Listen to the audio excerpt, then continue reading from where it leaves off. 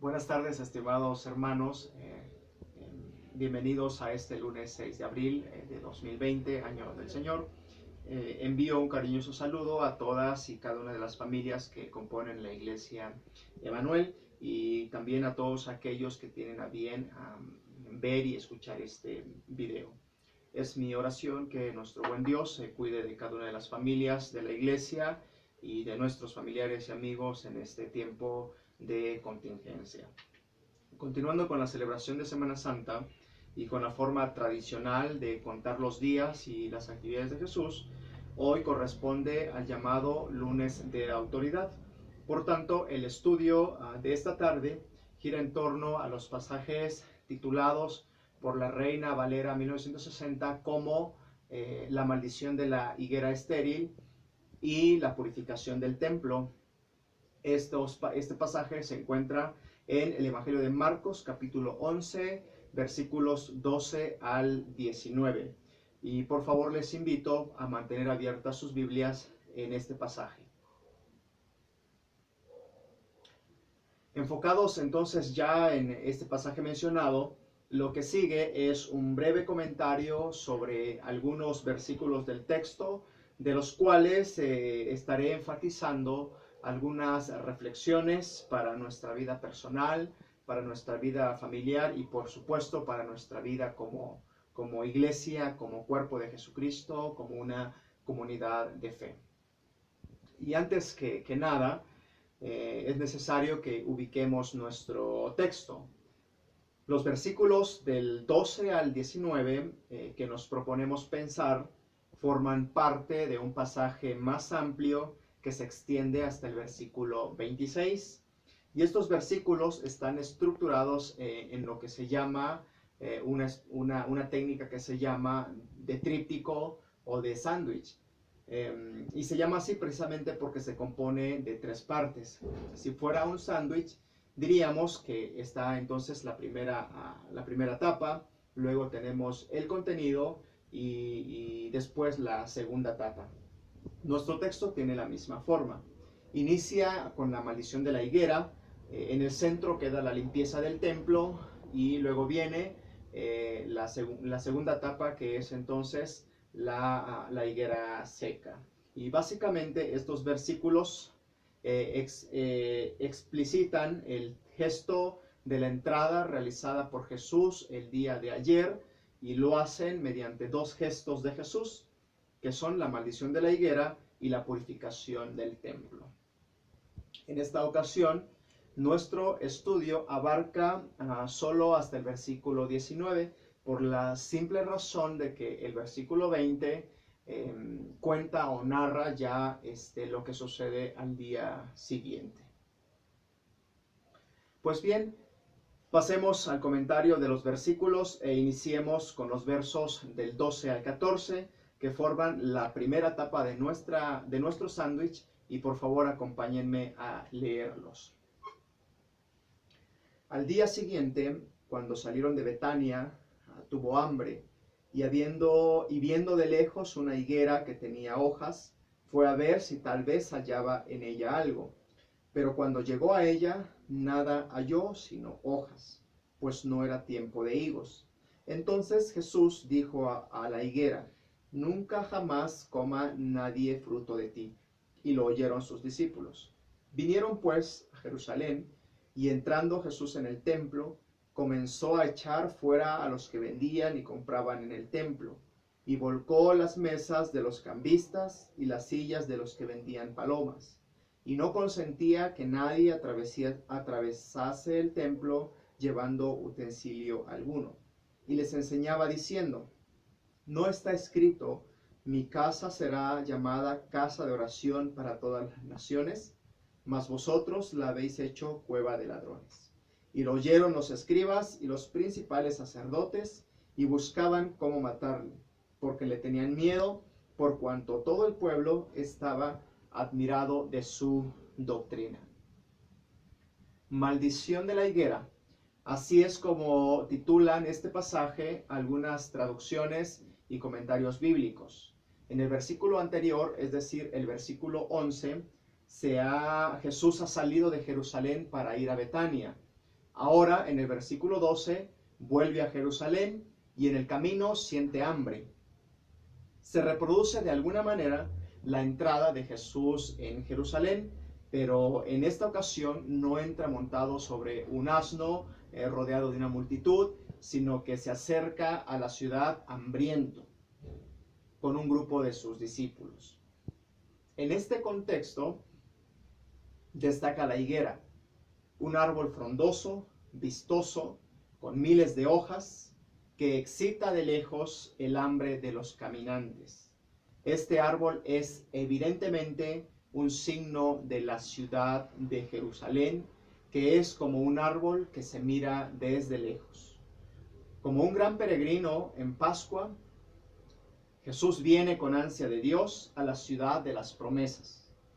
Llega a sentir el hambre de Sión y quiere comer higos, los higos que son fruto bendecido de los hijos de Israel para los hombres y mujeres que vienen de países lejanos, buscando en Jerusalén los dones salvadores de la vida.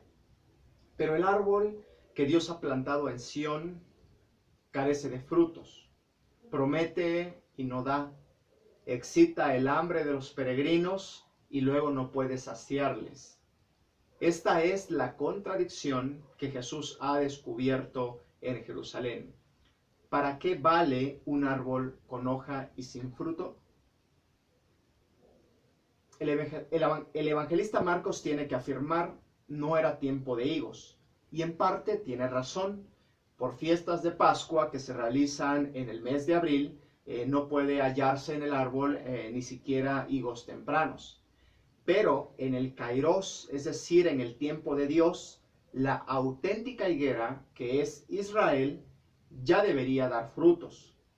Entonces, Jesús busca frutos de Dios en Jerusalén y no los halla.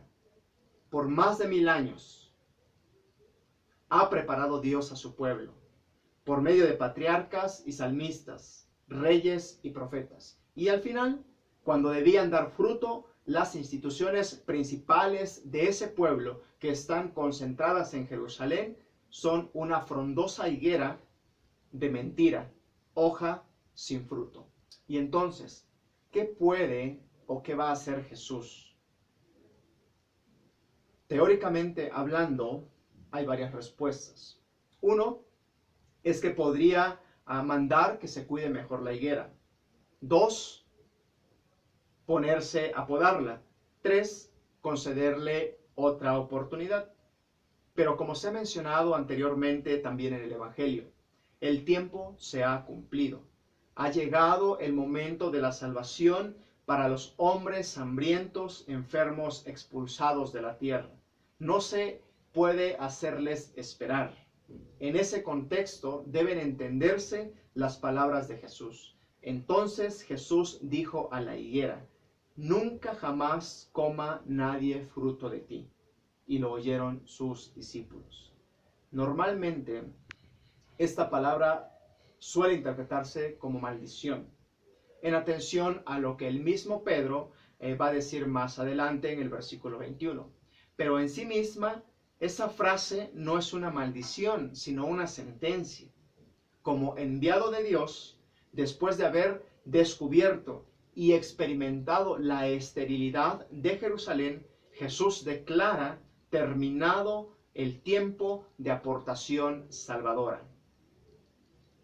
Ahora pasemos a los versículos del 15 al 19, que son el contenido, es decir, la carne de nuestro sándwich, y que les pido que también por favor lean conmigo. Vinieron pues a Jerusalén, y entrando Jesús en el templo, comenzó a echar fuera a los que vendían y compraban en el templo, y volcó las mesas de los cambistas y las sillas de los que vendían palomas, y no consentía que nadie atravesase el templo llevando utensilio alguno. Y les enseñaba diciendo: ¿no está escrito, mi casa será llamada casa de oración para todas las naciones? Mas vosotros la habéis hecho cueva de ladrones. Y lo oyeron los escribas y los principales sacerdotes, y buscaban cómo matarle, porque le tenían miedo, por cuanto todo el pueblo estaba admirado de su doctrina. Ahora, el gesto de la higuera se explica de un modo muy fuerte sobre el templo. Al proclamar su palabra de condena, Jesús no está pensando en los judíos tomado uno a uno, ni tampoco en los valores evidentes de su pueblo. Piensa más bien en la institución sagrada. ¿Cuál es la institución sagrada más importante de Israel y después para los judíos? El templo. Ese templo, entonces, es una higuera frondosa, pero carece de fruto. Es lugar donde se desarrolla una economía egoísta y de compraventa, de discriminación entre los hombres. ¿Qué hace Jesús con ese templo? ¿Lo cortará de raíz como a una higuera? ¿Lo podará para que se purifique? Y la actitud entonces de Jesús consta de dos partes: gesto y palabra. Veamos en primer lugar su gesto. Así obra Jesús. En primer lugar, expulsa a los que venden y compran en el templo. Segundo, derriba las mesas de los cambistas y vendedores de paloma. Tercero, impide que transporten utensilios por el templo. ¿Qué significa? ¿Qué quiere decir hacer Jesús con estos gestos? ¿Purificar el templo? En algún sentido, sí, pero se trata de una purificación radical que no deja piedra sobre piedra en medio de ese inmenso edificio de cultos sacrales. Jesús no se detiene a purificar o cambiar unos detalles. Declara ya que el mismo ser y tiempo de ese templo ha terminado. Ese templo es de verdad la higuera grande de hojas y sin fruto. Atrae al caminante devoto para así engañarle más, para pervertirle en su mentira organizada de tipo ritualista y económico. Por tanto, a continuación Jesús declara: mi casa será llamada casa de oración para todas las naciones, mas vosotros la habéis hecho cueva de ladrones.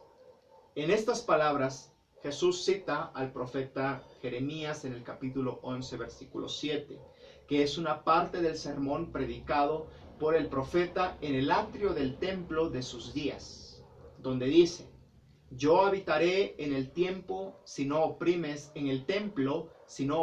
al extranjero, al huérfano y a la viuda, ni en este lugar derramas la sangre inocente. También Jesús cita a Isaías en el capítulo 56, versículo 7. En este último es una predicación del profeta sobre la gracia universal de Dios, la cual incluye también a los eunucos.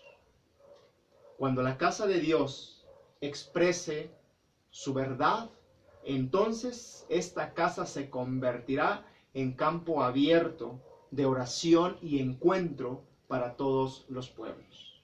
De esta manera, Jesús declara una sentencia de muerte, pero no contra las personas, sino contra la institución israelita del templo. Sacerdotes y escribas pueden salvarse si declaran terminado el viejo templo y se dedican a fomentar observancias caducas que en nada han alimentado al pueblo que muere de hambre. Pueden salvarse si se ponen al servicio del ser como tal, sin más privilegio que una entrega mutua y gratuita. Esto es básicamente una invitación de Jesús a la conversión, para que estos personajes dejen su vida actual y se abran a Jesús, a la constitución y reconstrucción de un nuevo templo. Jesús ha realizado su signo. Los escribas y los y sacerdotes lo han entendido perfectamente. Pero en vez de convertirse y aceptar el nuevo mensaje, deciden matar a Jesús para defender de esa manera lo que tienen. Jesús ha declarado que su institución ha de morir. Ellos le condenan ahora a muerte.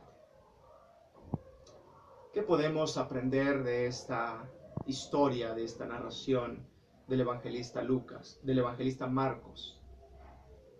En primer lugar, Jesús busca constantemente frutos de Dios en nuestra vida cristiana y en la vida de la iglesia. Al igual que con Israel, nos ha preparado por mucho tiempo, nos ha dado su palabra, nos ha dado su espíritu, nos ha dado los sacramentos, nos ha dejado testimonio de hombres y mujeres en lo largo de la historia que han permanecido fieles a Jesucristo, para que con todo ello llevemos fruto y que las personas que vengan al templo encuentren verdadero alimento para su espíritu. En segundo lugar, si es cierto ahora en Jesús, como dice el apóstol Pablo, somos ahora nosotros templo del Espíritu Santo. Entonces lo que Jesús dice para el templo de Jerusalén es también válido para nosotros. Por tanto, Jesús no se detiene a purificar o cambiar unos detalles. Jesús realiza una purificación radical. Jesús no vino a mejorar a los hombres. Él vino a hacer hombres y mujeres nuevos y nuevas. Así lo dice San Pablo. Ahora en Cristo soy nueva criatura. Por tanto, el mensaje cristiano no es un llamado a ser mejores esposos o mejores esposas o mejores hijos. El mensaje cristiano es que en Jesús somos nuevos hombres y nuevas mujeres. En tercer lugar, hagamos de los templos un campo abierto de oración y encuentro para todos los pueblos. Hagamos de nuestros cultos y de nuestras reuniones cristianas verdaderos espacios donde las personas vengan y se encuentren con Dios, donde la gracia de Dios fluya sobre unos y sobre otros y cree de esta manera una fraternidad cristiana. Siempre hay algo que tú y yo podemos hacer para contribuir a esta llamada que Jesús nos hace hoy. Ahora que estamos en casa, renovemos fuerzas, fortalezcamos relaciones y cuando llegue el día de regresar al templo, que sea un tiempo de verdadera oración y de verdadero encuentro con nuestro Dios. Amén.